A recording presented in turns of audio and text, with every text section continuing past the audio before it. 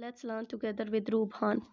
Assalamu alaikum guys, hope you are all doing great. Today the topic that I decide to present in front of you is actually cracking and distillation of various fractions in distillation tower and control of distillation tower in refinery.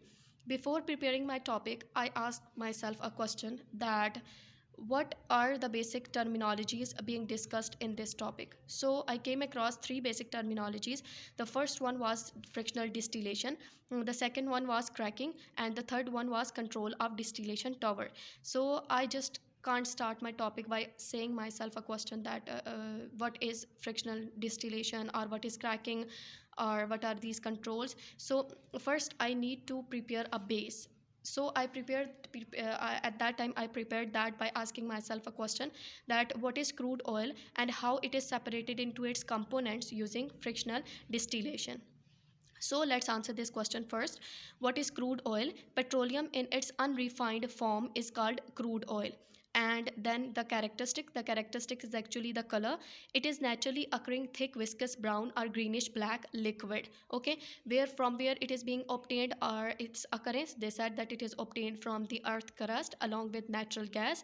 And then there comes the composition. The major constitute of the crude oil or petroleum is actually hydrocarbons are actually the compounds in which the carbon and hydrogens are present as a major constitute, okay, along with some other elements like sulfur, oxygen and nitrogen.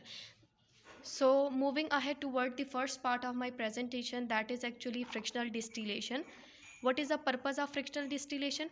So they said that when the crude oil is extracted from the earth crust, means this crude oil or petroleum, we need to separate it out in all the given hydrocarbons, means all the given hydrocarbon must be separated out from this mixture, because each hydrocarbon have different properties so that we can use them for different purposes. And to do this separating, we use a process called fractional distillation. What is the principle of fractional distillation? It is actually on the basis of boiling points. Difference in their boiling points means different compounds have different boiling points. And then there comes the methodology. Fractional distillation involves two basic processes. One is actually the heating of that crude oil in a heating chamber consisting of coils, and the second is actually separation of different hydrocarbons, or separating out different compounds in fractionating column. Okay, so step number one is actually insertion of feed.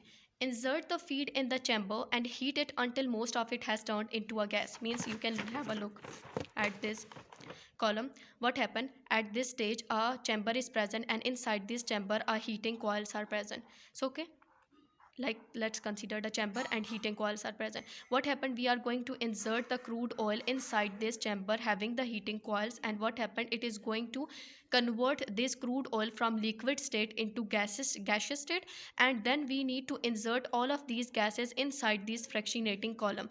And the basic idea is actually that this fractionating column is hot from the lower part, but it gets cooler towards the top. Okay, so what happened when these gases are inserted inside the fractionating column? What is the basic idea? So let's have a look.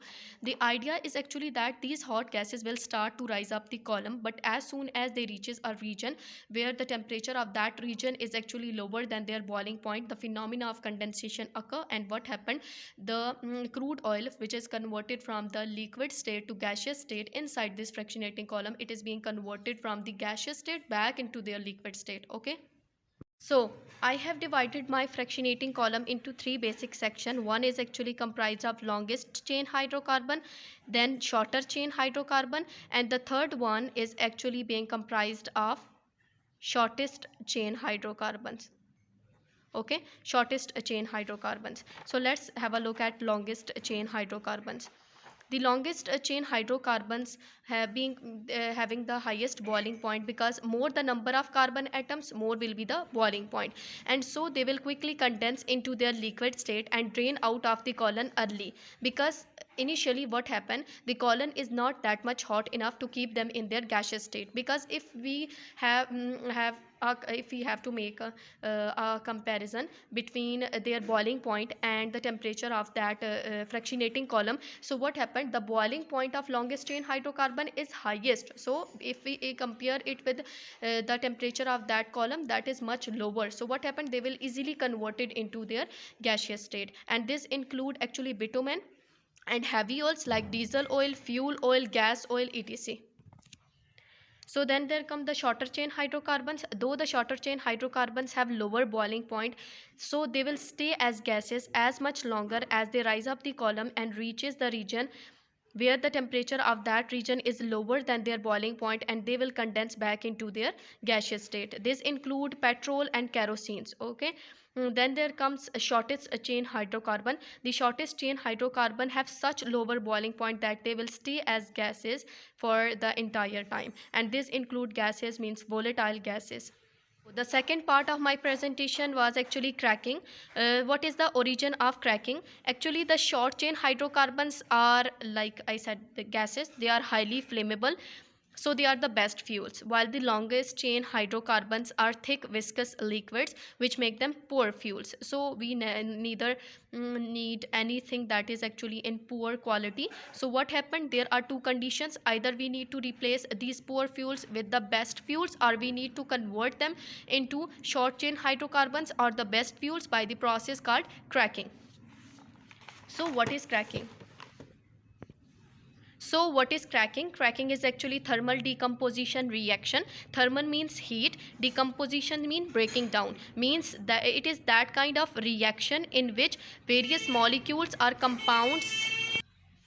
So cracking is thermal decomposition reaction. Thermal means heating, decomposition means breaking down, means it is that kind of reaction in which breaking down of molecule or compounds are being carried out with the help of heating them. Okay. Then there comes methods. There are two different methods of cracking. One is catalytic cracking and the third is steam cracking. What is working? The first step is actually we need to heat our longest chain hydrocarbon and vaporize them. Why we are doing so? Because the purpose is to convert them into a gas. Then there comes two types of catalytic cracking. One is means two types of cracking. One is catalytic cracking and the other one is steam cracking.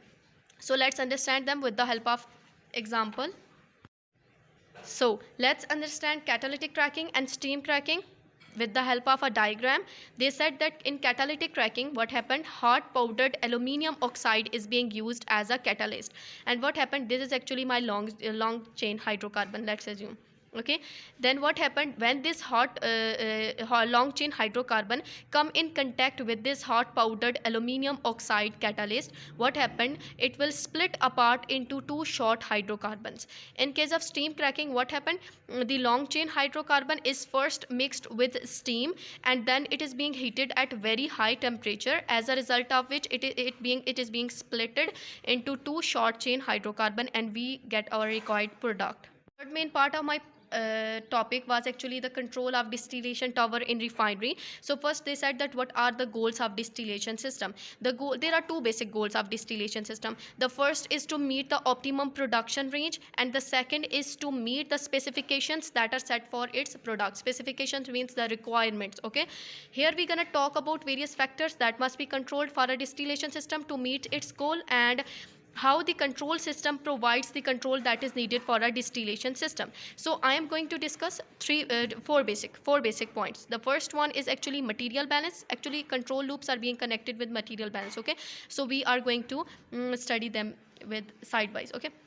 So what happened, first of all, there is material balance. Material balance means that the sum of materials that are being inserted inside the tower, that we called as feed, must be equal to the materials that leave the distillation column. Okay. And if this flow of material is not balanced, then problems could develop in the process. So what happened here, distillation system material balance, how we are going to control it, is being controlled by controlling the flow of material. And what kind of flows are being present? The flows that make up the tower material balance are the feed flow into the tower, the overhead product flow from the overhead system, and the bottom product flow from the tower, and off gas stream. What is off gas stream? Off gas stream is the flow of gases drawn by the receiver through this line. Okay. What are Now the second point is actually control loops. Control loops are actually why they are being used. They said that the flow of materials are controlled by control loops. Okay, then they said that what are control loops? Control loops are actually the instrument or the devices that work together to monitor and control the values of process variables. Process variables means the variables that are being changed in this process of frictional distillation. That is actually a pressure level and the flow of material. So where the control loops are present, control loops are actually a part of distillation system control system. Then there comes an example like previously we had discussed that the material balance, there are flows present that make up the material balance, like the feed flow into the tower. So this is being controlled by feed flow control loop. The overhead product flow from the overhead system is being controlled by overhead product level control loop. The bottom product flow from the tower, it is being controlled by bottom level control loop. Then there comes the off gas stream. Off gas stream is controlled by off gas stream pressure control loop.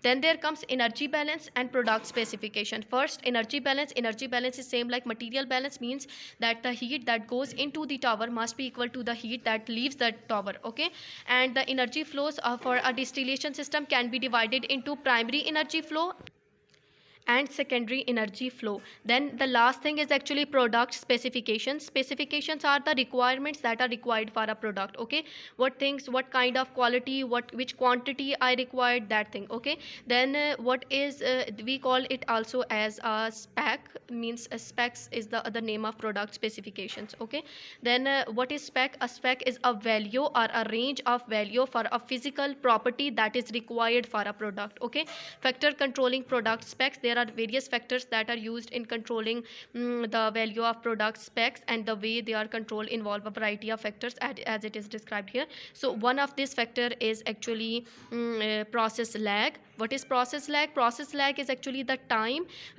between making an adjustment in tower's operation and allowing the adjustment take full effect in the tower. Means adjustment means the change that is being required or that is being applied inside the tower's operation, and then letting that change take full effect in that tower. This is my presentation. Hope you guys like the video. Then give it a thumbs up, like, share and subscribe.